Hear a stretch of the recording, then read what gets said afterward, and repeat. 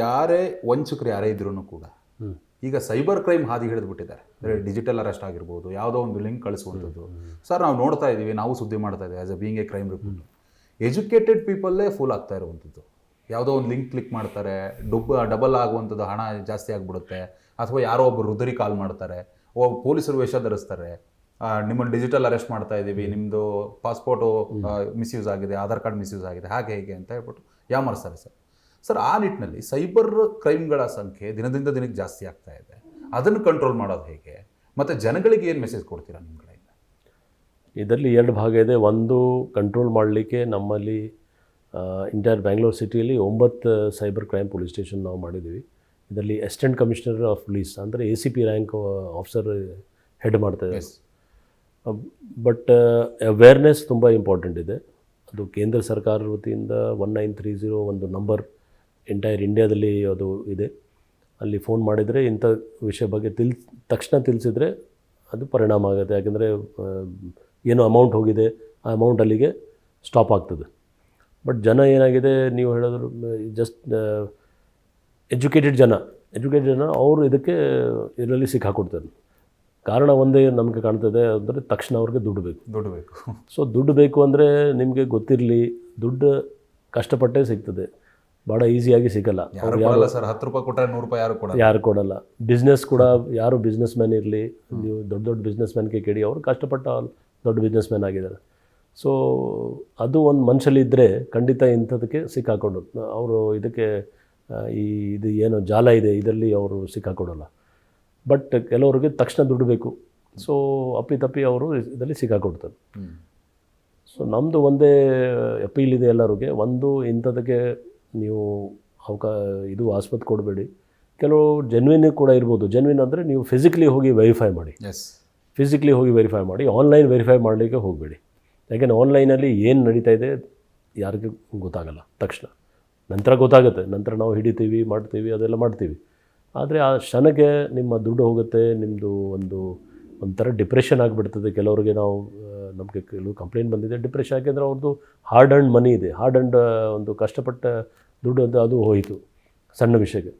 So ಯಾವುದು ಒಂದು immediate returns ಯಾರು ಕ್ಲೇಮ್ ಮಾಡ್ತಾರೆ ಅಂಥಕ್ಕೆ ನೀವು ಇದು ಆಗೋದು ಬೇಡ. ಪ್ಲಸ್ ಅಂಥ ಅಕಸ್ಮಾತ್ ನೀವು ಸಿಕ್ಕಾಕೊಂಡ್ರೆ ತಕ್ಷಣ ನಮ್ಮ ಪೊಲೀಸವ್ರಿಗೆ ಇಂಟಿಮೇಟ್ ಮಾಡಬೇಕು.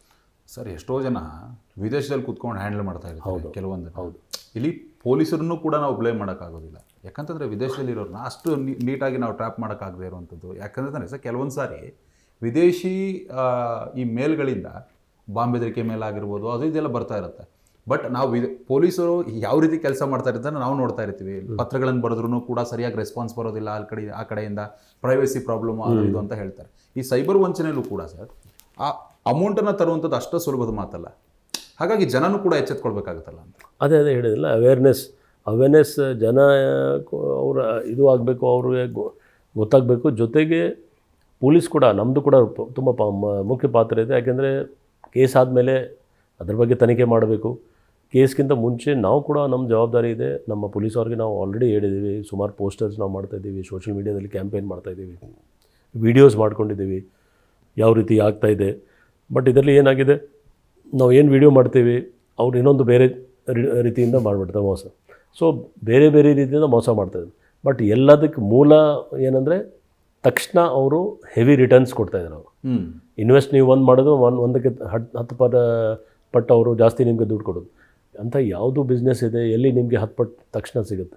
ಸೊ ನೀವು ಸ್ವತಃ ತಿಳ್ಕೊಳ್ಬೇಕು, ಇಂಥದಕ್ಕೆ ನಾವು ಸಿಕ್ಕಾಕೊಡ್ಬಾರ್ದು.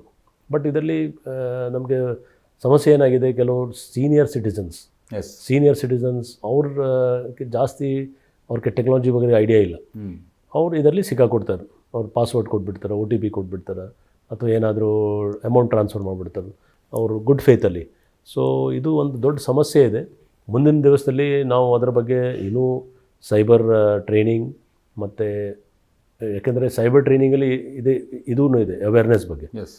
ಪ್ಲಸ್ ಬೇರೆ ಏಜೆನ್ಸೀಸ್ ಜೊತೆಗೆ ಇಂಡಿಯಾ ಲೆವೆಲಲ್ಲಿ ನಮ್ಮ ಸ್ಟೇಟಲ್ಲಿ ಬೇರೆ ಸೆಂಟ್ರಲ್ ಗೌರ್ಮೆಂಟ್ ಏಜೆನ್ಸೀಸ್ ಇದೆ, ಅವ್ರ ಜೊತೆ ಕೂಡ ಸಂಪರ್ಕಿಸಿ ಯಾವ್ಯಾವ ರೀತಿ ಆಗ್ತಾಯಿದೆ ಬೇರೆ ಕಡೆ, ಮತ್ತು ಅದಕ್ಕೆ ಯಾವ ರೀತಿ ನಾವು ಟ್ಯಾಕಲ್ ಮಾಡಬೇಕು ಅದು ನಾವು ನೋಡ್ತಾಯಿದ್ದೀವಿ. ಮತ್ತು ಬ್ಯಾಂಗ್ಳೂರು ಸಿಟಿ ಏನಾಗಿದೆ, ಇಲ್ಲಿ IT ಹಬ್ ಇದೆ. ಸೊ ಐ ಟಿ ಹಬ್ ಇದ್ದದಕ್ಕೆ ಇಲ್ಲಿ ಸ್ವಲ್ಪ ಜನಸಂಖ್ಯೆ ಜಾಸ್ತಿ, ಅವರು ವರ್ಕಿಂಗ್ ಪಾಪ್ಯುಲೇಷನ್ ಜಾಸ್ತಿ ಇದೆ, ಅವ್ರ ಹತ್ರ ಒಳ್ಳೆ ಇನ್ಕಮ್ ಇದೆ, ಫೈನಾನ್ಷಿಯಲಿ ವೆಲ್ ಆಫ್ ಇದ್ದಾರೆ ಅವರು. ಸೊ ವಿಕ್ಟಿಮ್ಸ್ ಇಲ್ಲಿ ಜಾಸ್ತಿ ಇದೆ. ನೀವು ಹೇಳೋದು ಕರೆಕ್ಟ್, ಫಾರಿನ್ ಕಂಟ್ರೀಸಿಂದ ಅಥವಾ ಬೇರೆ ರಾಜ್ಯದಿಂದ ಅವ್ರಿಗೆ ಮೋಸ ಮಾಡ್ತಾಯಿದ್ದಾರೆ. ಸೊ ನಮ್ಮಲ್ಲಿ ಟ್ರೆಂಡ್ ಏನಿದೆ, ವಿಕ್ಟಿಮ್ಸ್ ಇಲ್ಲಿ ಜಾಸ್ತಿ, ಅಕ್ಯೂಸ್ಡ್ ಅವ್ರು ಬೇರೆ ಕಡೆಯವರು.